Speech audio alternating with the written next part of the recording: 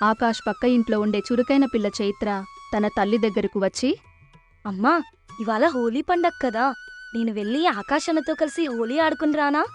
2 ఏళ్లుగా నన్ను హాస్టల్లో ఉంచారు. అందుకే ఆ 2 ఏళ్ళు నేను తనతో హోలీ మిస్ అయ్యాను. ఇంకిప్పుడు ఇంటికి వచ్చేసానుగా, మళ్ళీ ఆకాశన్నతో కలిసి చిన్నప్పుడిలా హోలీ ఆడుకుంటాను అంది అమాయకంగా. అప్పుడు చైత్ర తల్లి లక్ష్మి తన కూతురికి నచ్చచెబుతూ, చూడు చైత్ర, పాపం ఆకాశన్న బాధలో ఉన్నాడు. వాళ్ళ కుటుంబం అందరూ అలా అయ్యేసరికి తను దాన్ని తీసుకోలేక ఒంటరివాడైపోయాడు. అందుకే తనని ఇబ్బంది పెట్టకూడదు.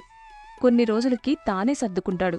అప్పటి వరకు మనం ఏమీ చేయలేం అంటూ చైత్రకి తల్లి చెప్పిన మాట నచ్చలేదు. తనతో సమానంగా అల్లరి చేస్తూ ఆడుకునే ఆకాష్ అన్న కష్టంలో ఉన్నాడు అని తెలిస్తే సరేసరి, కాని అతను కష్టంలోనే ఉండిపోతున్నాడు. అతను చుట్టూ ఉన్నవారు అతని మీద జాలితో అలా అతన్ని ఒంటరిగా వదిలేయడం ఆమెకు నచ్చలేదు.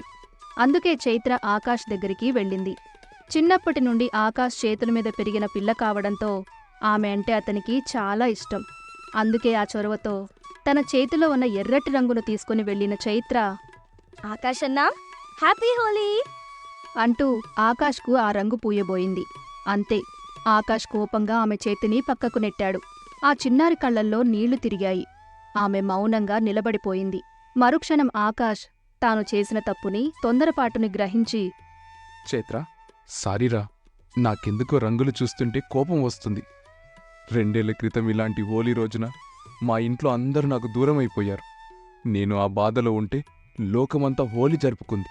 అందుకే అప్పటినుండి ఈ రంగులంటే నాకు నచ్చడం లేదు అంటూ ఆకాష్ తన మనసులో ఆవేదనకి కారణమేంటో చిన్నారి చైత్ర దగ్గర బయటపడ్డాడు.